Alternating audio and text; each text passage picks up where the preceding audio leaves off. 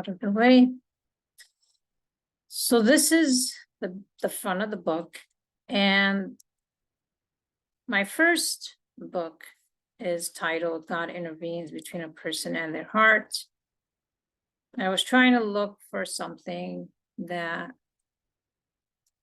can kind of summarize this particular book, which deals with love is deeper than words.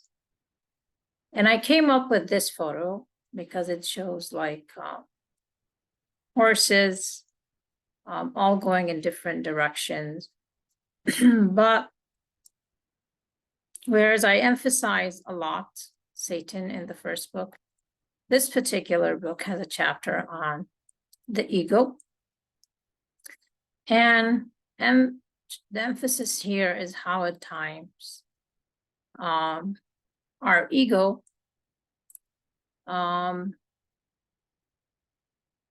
misunderstands what love is. And in doing so, we search for love in all the wrong places.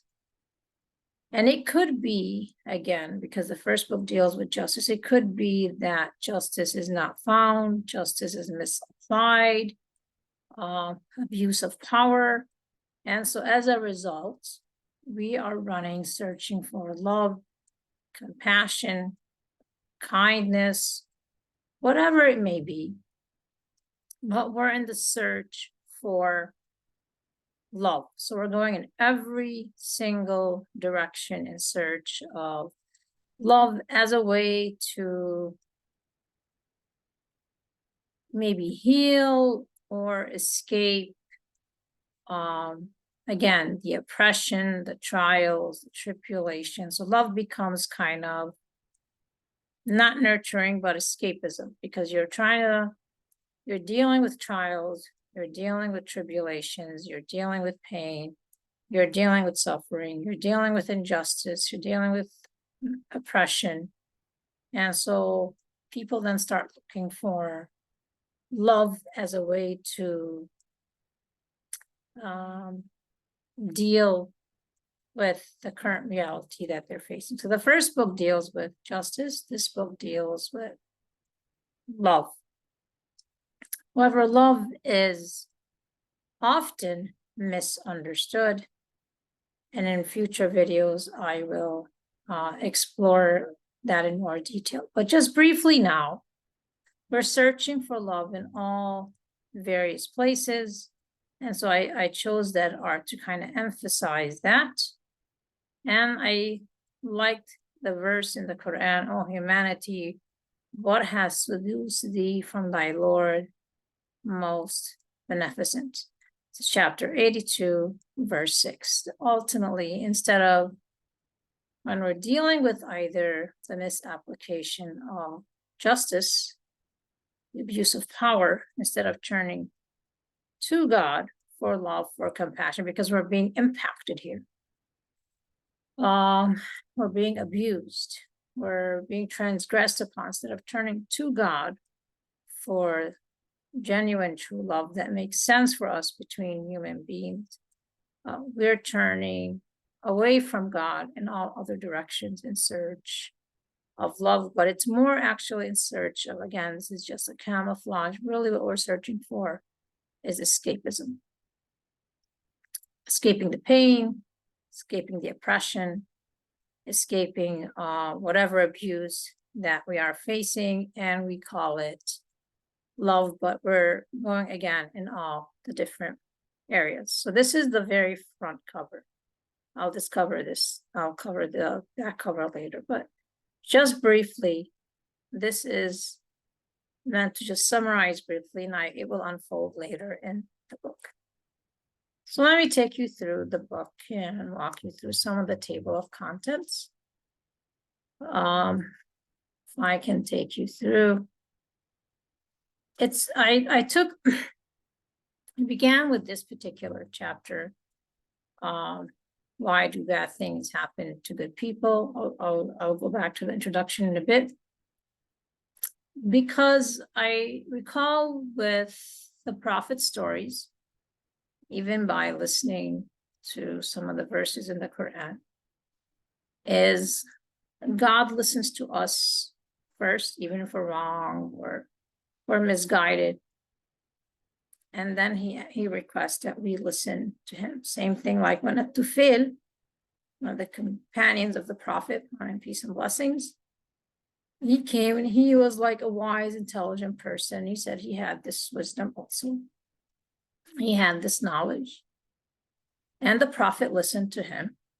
And after At-Tufail shared his poetry, excuse me, then the Prophet shared with him some verses from the Quran. Of course, he shared with him, like, this is what people say about you. These are the accusations. And then he shares with him some verses from the Quran. And so the book wants to take that approach, wants to listen to the arguments that people have raised, not about love, about pain, about suffering, about why do bad things happen to good people. You don't want to silence people. You want them to say, explain to me how you see the world and explain to me why, and put forth your argument and the evidence that supports your argument, and let us listen to it. And then here's what, we have to offer as well. So it kind of takes that approach of seek to understand before being understood. And we saw that in the life of Prophet Muhammad, upon him peace and blessings. In fact, he was criticized for listening to people as they went to him seeking advice or seeking understanding. And I give another example in this book where one is At-Tufail, but there's another one where the woman who argues, at times the Prophet didn't have anything to offer, in which case he remained silent, but at the right time. Again, the beauty of that is that he doesn't just come up with anything to answer the woman who argues. If he does not know, he just says he does not know, or he remains silent. And so I reference throughout my writings that the beauty of that, he doesn't speak out of desire. So he's not just saying anything that comes to his mind, just to gain, if you will, a following. And I'll give examples of people who do that in the book. So if you read it, you will find some examples. And it's been in the media where individuals were caught like trying to promote themselves as a spiritual guru, and they ended up harming women or harming, others. And people realized the abuse that comes out of that type of mentality. But let me go to the introduction, if I can, briefly.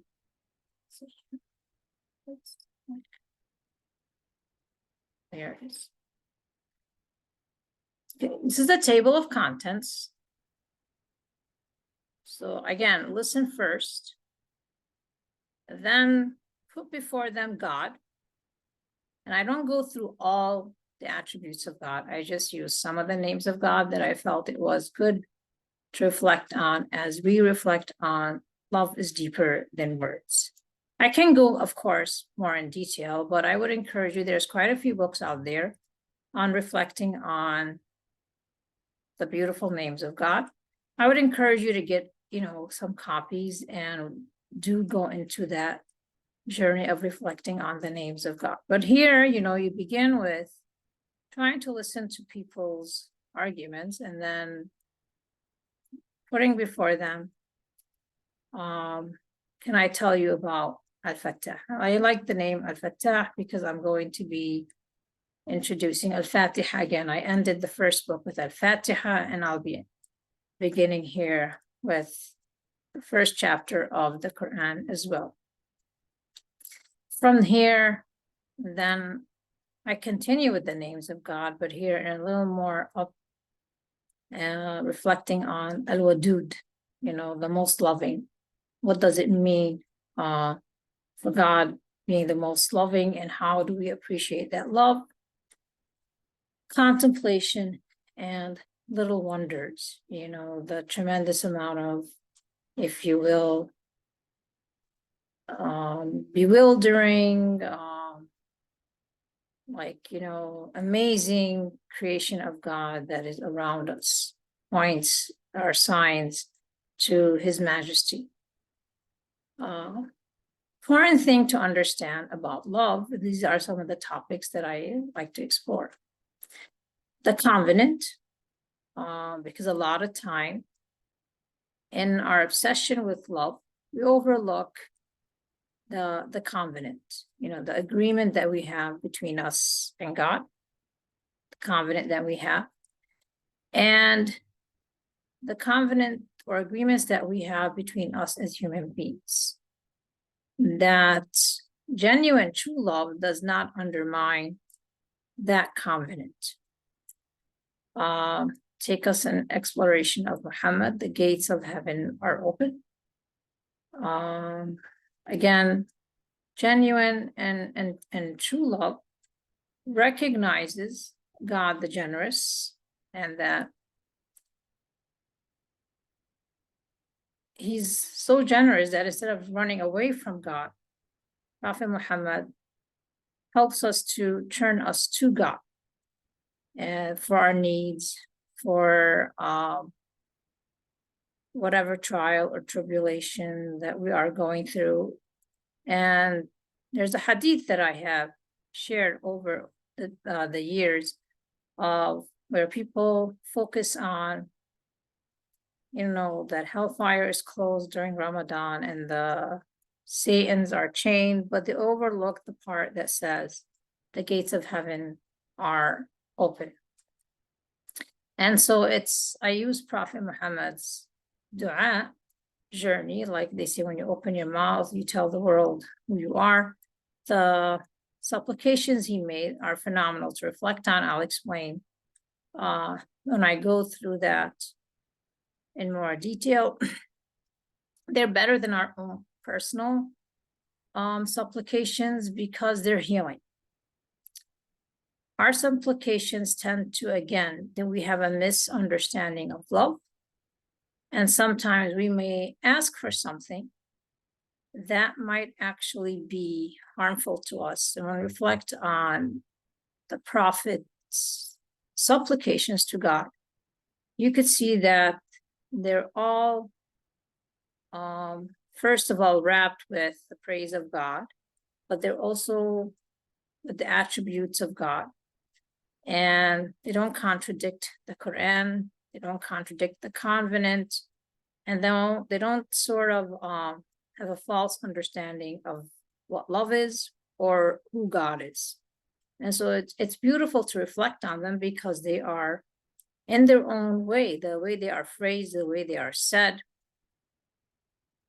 tend to help us reframe a particular situation and heal from a particular trial or tribulation. I'll explain as I get to future sections. From there, what prevents us as human beings, I started with the front cover, from turning to God, where the gates of heaven are open, is our ego.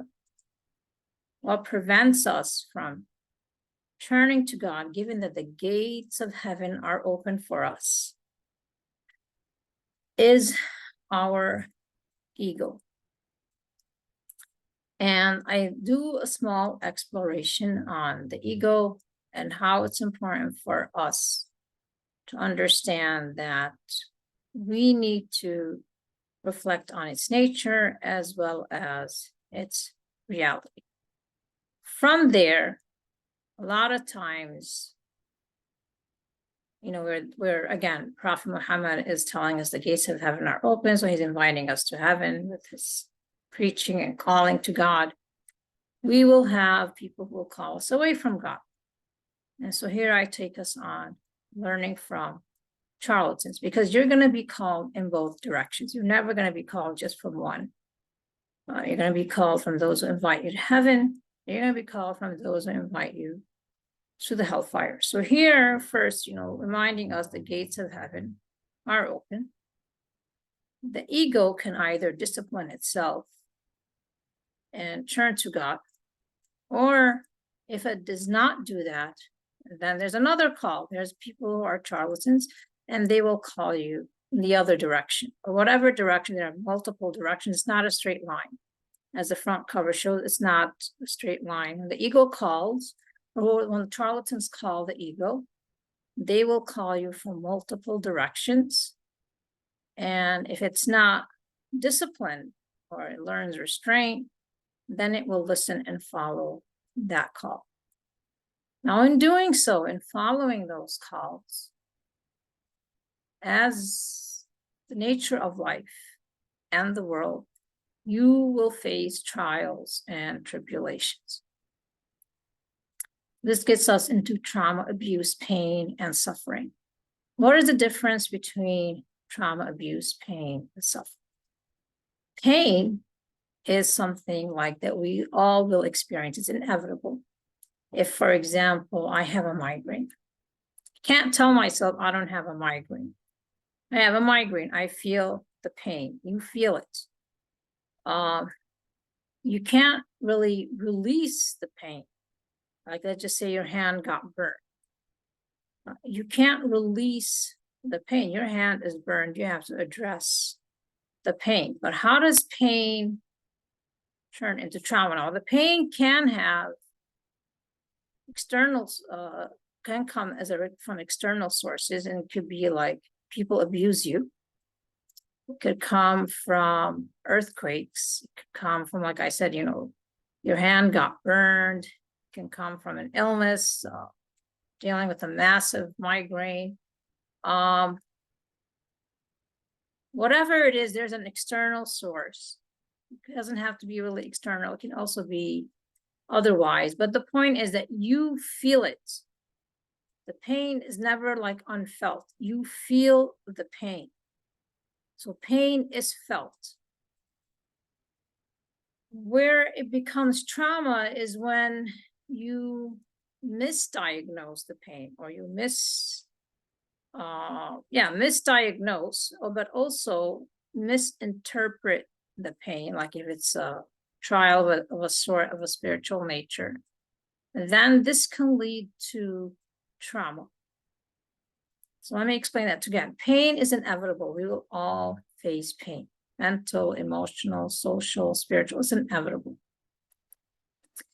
And it can come from sources of abuse, physical abuse, emotional abuse, mental abuse.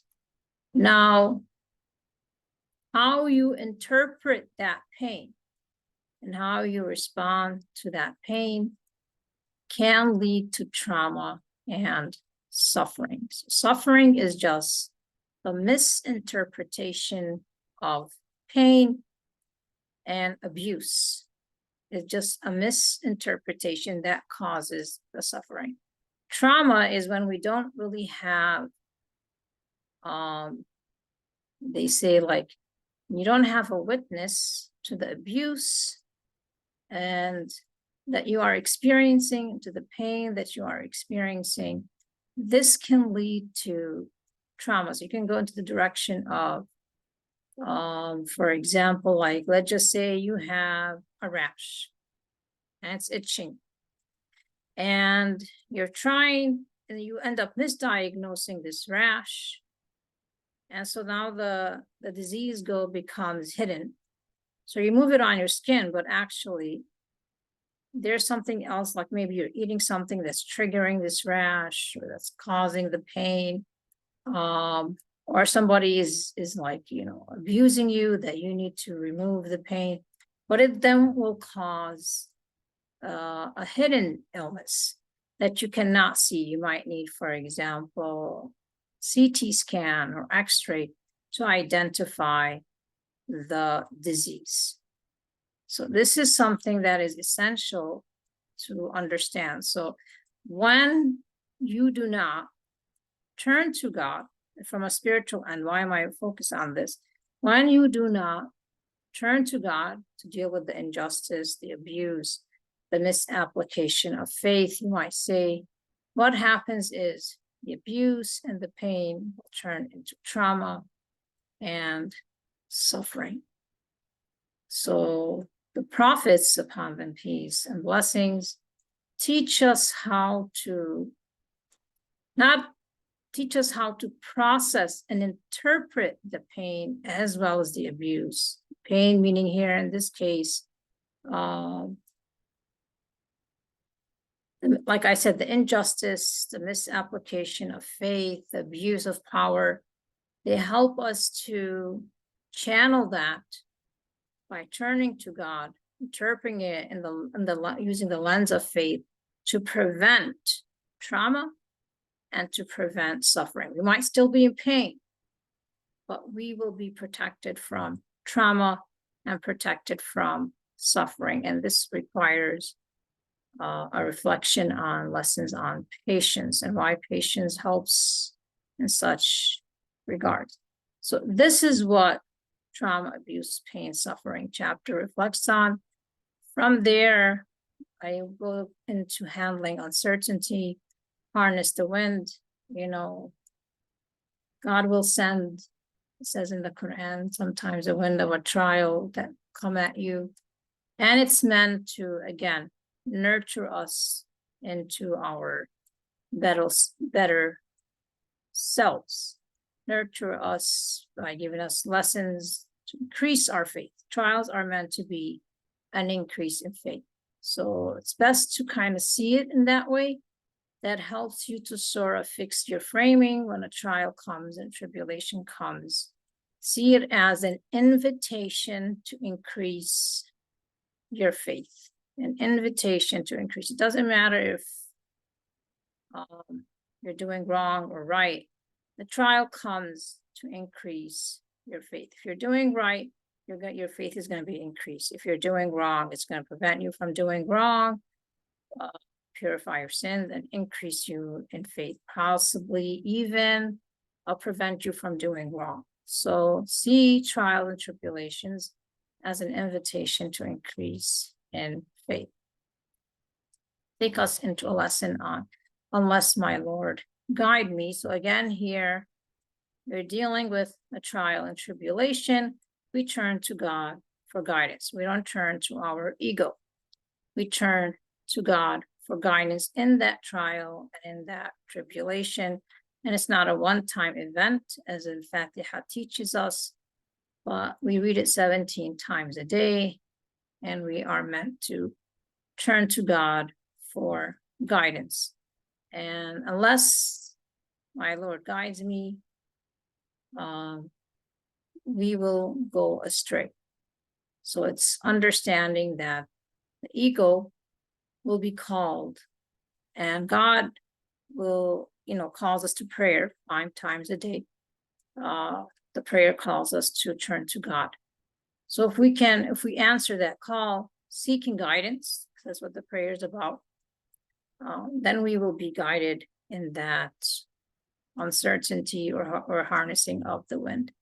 If we don't, then we will go astray. In this case, we then face transgressions of boundaries, either boundaries, like I said, we betray our souls, betray the covenant with God, or betray agreements we have with others. So now we become, you might say, little big transgressors. Take us to hope versus obligation. When we're understanding love or when we're turning to God, we want to understand the difference between having hope in God and then obligating in God. If you've ever experienced emotional blackmail, you probably understand what obligation is. And again, every trial and tribulation teaches you or invites you to an increase in faith. So you can take from those lessons of how not to obligate God. Like, don't emotionally blackmail God to whatever request or supplication you make to him. But have hope while you're making that supplication. So this nurtures that trial, you might say, of emotional blackmail, nurtures in you an increase in faith in how you connect and relate to God. You start to, your lens of understanding what faith is and what hope is increases you. So now you relate to God while you still supplicate, but you're not obligating God to any set of demands or conditions that he has to meet. Takes us into what is security and how do we find it. And from there, if I could walk through, I know I shared some of the articles on security, but there's also like countering violence. I shared that already. What makes a good judge? Because we would like good judges that help us, to resolve the injustice that's between us. What is loyalty? Fair representation of others. Like we want to criticize or use sometimes free speech, but we do it in a way that we're the only ones speaking. Like I began this book, I said, why do bad things happen to good people, or Prophet Muhammad and his discussion with Tufail. We want to criticize, but we do it in a platform where the people that we want to criticize do not have the platform to respond. They do not have the platform to raise their criticism or to raise what they understand to be, if you will, true. And it comes to be not so much freedom of speech as much as freedom to insult others and to speak for others and to misrepresent others, which is a form of abuse. Again, that euphemism of love in a different way, where we claim to love free speech, but we do it in a way that it humiliates us and it humiliates others. Because if you generally love something, again, you're open to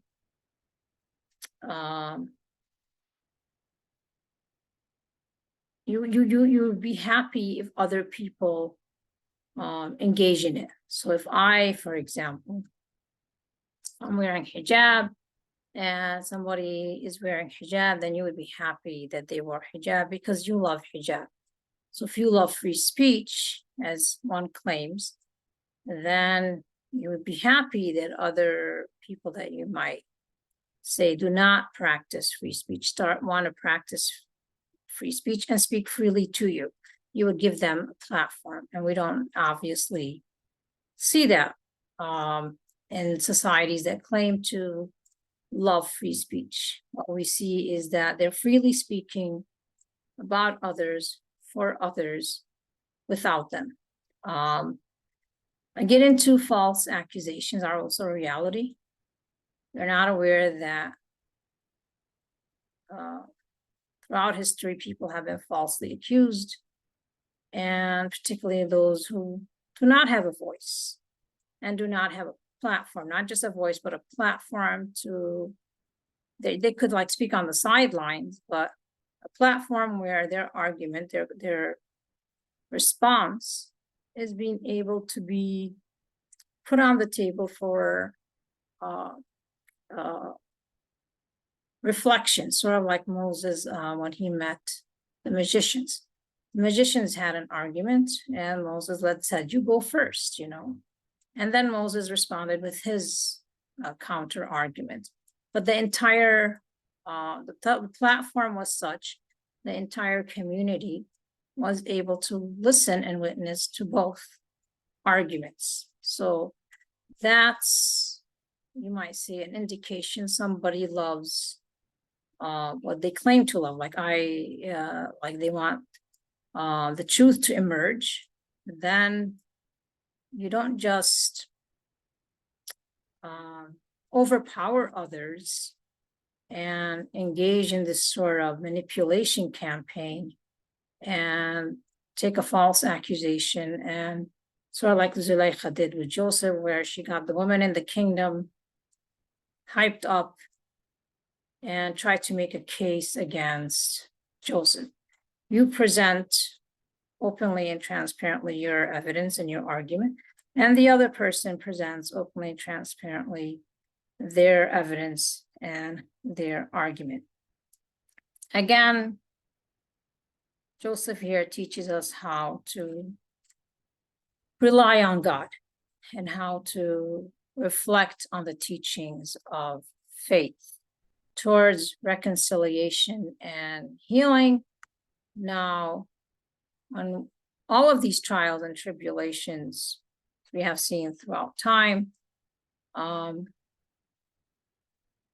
they shake our relationships, whether it's between father, mother and like their children, between husband and wife, community members, interfaith, cross boundaries. And we have to learn how to reconcile and how to heal from these issues. How to heal, for example, for the African American community from slavery, for women, how to heal from certain depictions of women that are mentally abusive or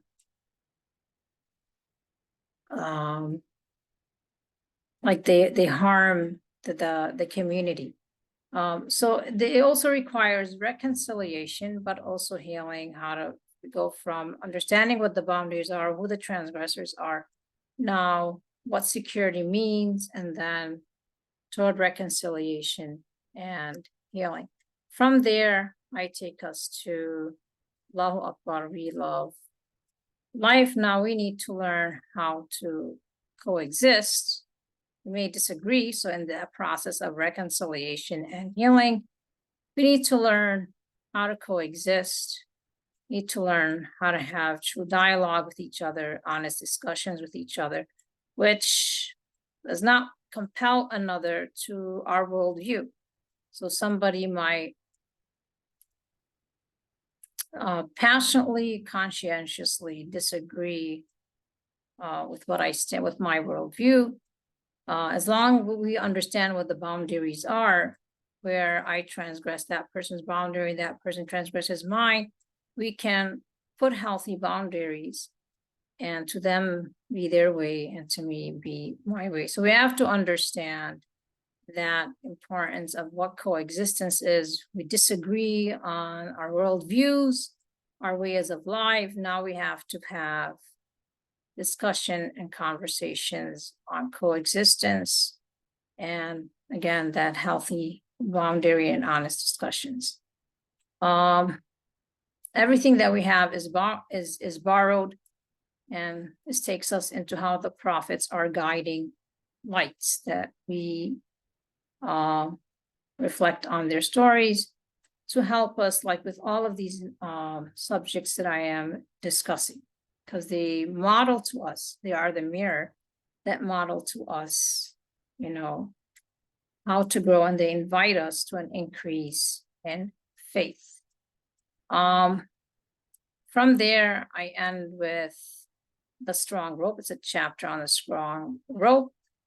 And this takes us into like the ending of the book, which really is a reflection on now as we're going in our journey, we're continuing forth.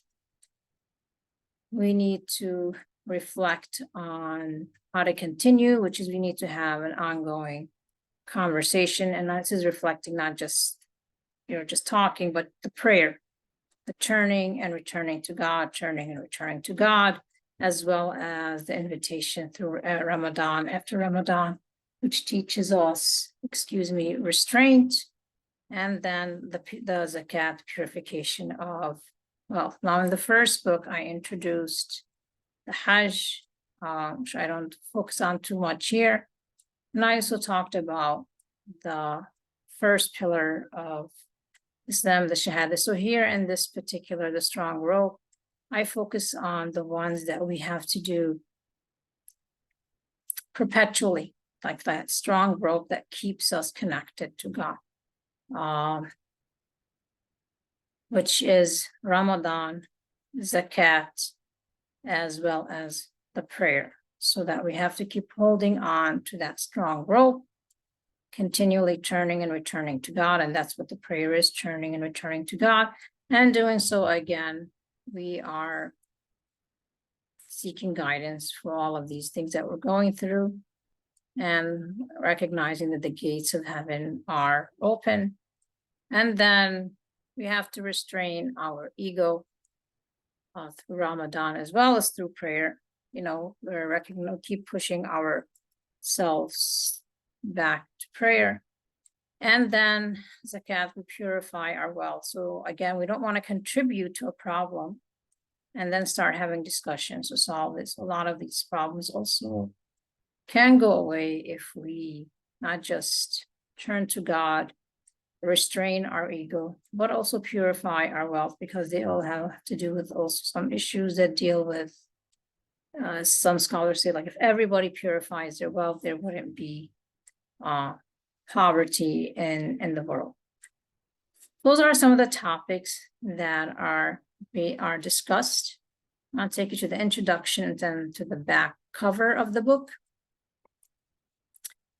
As I search for like the right kind of words to use, or set of lines, I really appreciated the words of Dr. Ratib Nabilsi in his reflections on God al-Aziz. And I would encourage you to look up Al-Aziz. Ratib Nabilsi has a very nice article where he reflects, and he does a very in-depth essay on Al-Aziz. But those particular set of lines, I think, kind of capture what the book is hoping to push the message out there. That is the beauty of the Quran, and understanding the verses of the Quran. So if your eyes saw our beauty, that which they saw, here I'm referring they being the prophets, you would not turn away from us to other ones. And they did not turn away from God. They were always turning and returning, and if they by neglect they turned away, they were immediately would turn and return to God. So if your eyes saw of our beauty, that which they saw, as the front cover goes, like we're running away in every direction, you would not turn away from us to other ones. And if your ears heard the beauty of our speech, you would take off the cloak of pride and come to us. So instead of running away from God, facing a problem, facing a trial, facing a tribulation, then we would just surrender our ego and come to God. And if you tasted our love even a little, here we're talking again about the prophets. I'm not putting myself at that station. You would excuse those who died of our love.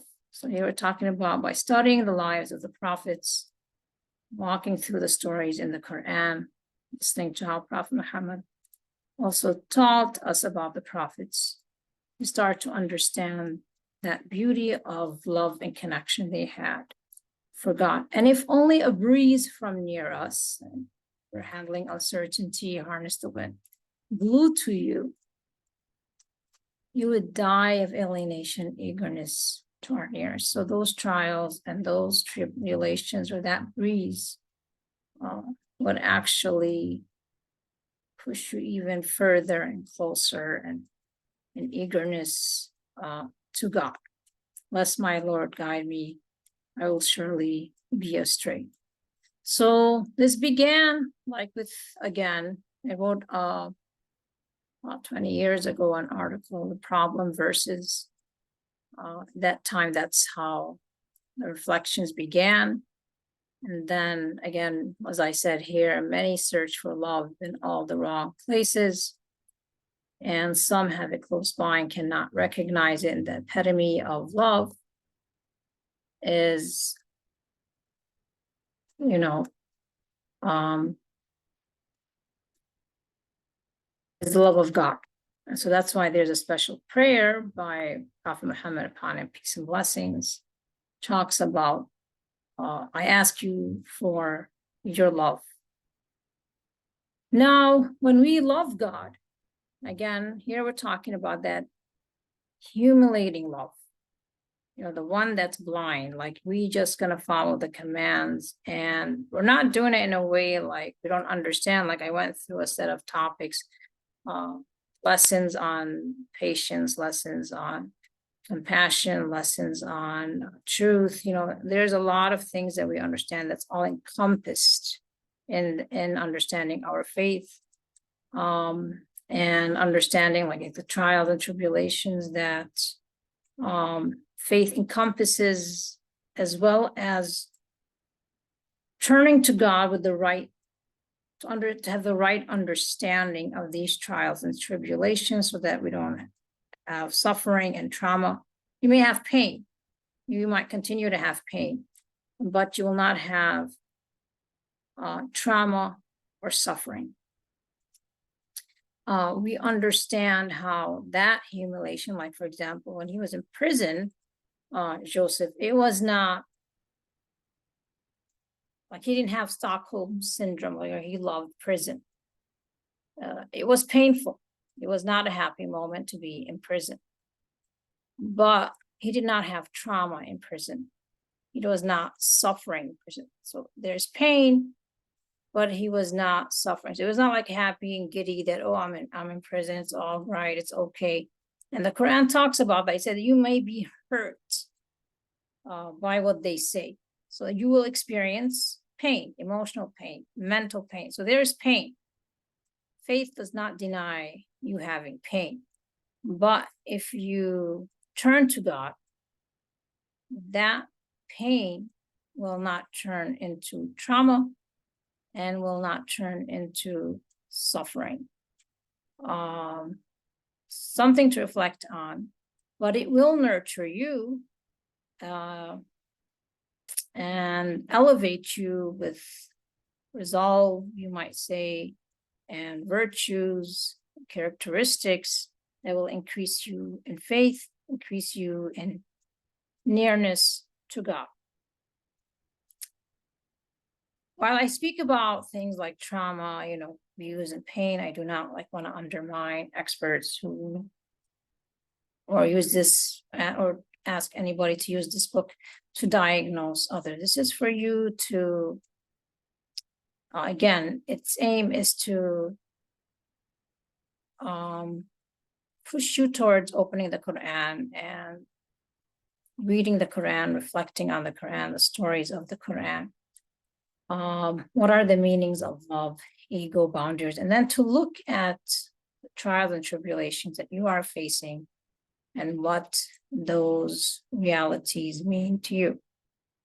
It's not aimed also at refuting narratives of other faiths or people who may not have a faith. So I'm not really interested in having this kind of back and forth. I respect honest conversations or interfaith events, and I've been in those in the past. This is more about putting our understanding of our faith front and center, our understanding of trials and tribulations, the Quranic worldview front and center. And if people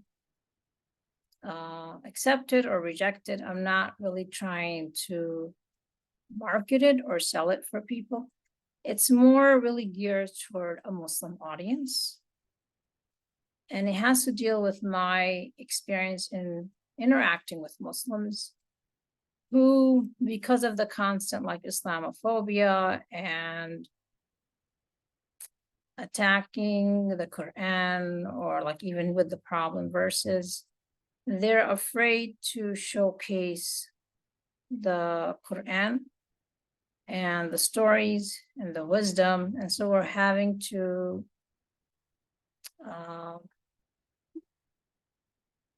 if you will, twist and distort the verses to make them acceptable to others. So this book is not going to go down that direction. It's just going to invite people to understand the Quran. And people, I would hope, would be mainly Muslims, to reflect on its verses, to create a relationship with the Quran and a stronger relationship with God. And then given that life and our journey in life, we will face trials and tribulations, that those trials and tribulations will be painful, but they will not lead to trauma or suffering. So this is what I will say for here. There will be future videos to discuss this issue. So allow me to now just bring this to an ending of the back cover and then discuss here, which is the back cover of the book. So if I can walk through, the back cover came about as, once we learn, I don't know if you're able to see, it's kind of like in the background, that's how I wanted it to be. We first are turning away from God. Now we turn to the Quran, turn to God with the same trials, same tribulations, possibly also others. And now that we are doing so, we are learning a lot of wisdom, a lot of lessons, and we're accepting the invitation to faith, and an increase in invitation to faith, and an increase in invitation to guidance and faith, and so on and so on and so on, which is really light. And on the day of judgment, we're asked to cross a bridge. Push this down a little bit here. See this? And we're going to be asked to cross the bridge. So this world, we will transition to the next world. Now, if you've accepted that invitation and turned to God and accepted an increase in faith and guidance, and accepted an increase in faith and guidance, and you kept continue, and you worked on, again, restraining the ego, disciplining the ego. So what happens is now you have developed, where here you're running away from God. Now you have developed, you might say, light of faith, certainty of faith, conviction of faith, such that when we cross that bridge, you will be able to either fly, you can walk, you can jump, but you will be able to cross, because it will require, for you to cross that bridge, it will require faith for you to be able to do it. Now, faith is not blindness, it's not just like nothingness. It's not, it's like I mentioned through the book, there's many lessons, many wisdom. It is impact, it is full. And what here I'm trying to say, it is packed with wisdom, packed with lessons, packed with understanding. And so you will have all of that, and you will be able, with your ego restrained, that you have went through, you will be able to walk through the bridge and transition into the next world, going into heaven.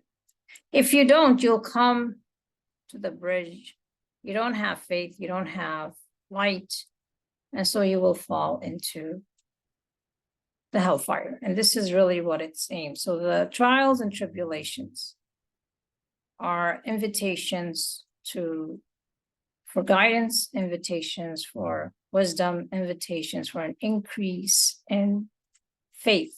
If you accept that, then, and you accept to keep turning and turning and turning to God, then you have become kind of like a master skilled writer, where now you're able to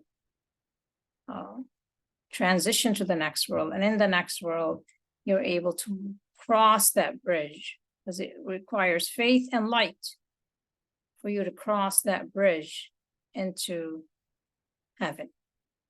So it comes from this understanding of what the book is aiming to do. And so hopefully the verse here in the Quran that I use at the end, that Allah has endeared to you the faith, and it has made it pleasing to your hearts, and He has made hateful to you disbelief, defiance, and disobedience. Those are the rightly guided. Again, Allah has endeared to you faith and has made it pleasing in your hearts, and has made hateful to you disbelief, defiance, and disobedience. So here we trained again the ego. We're no longer answering the call to disbelief, to defiance, or disobedience. And now we are rightly guided. So continues with some of the words of actually here, Ramadan Mabuti.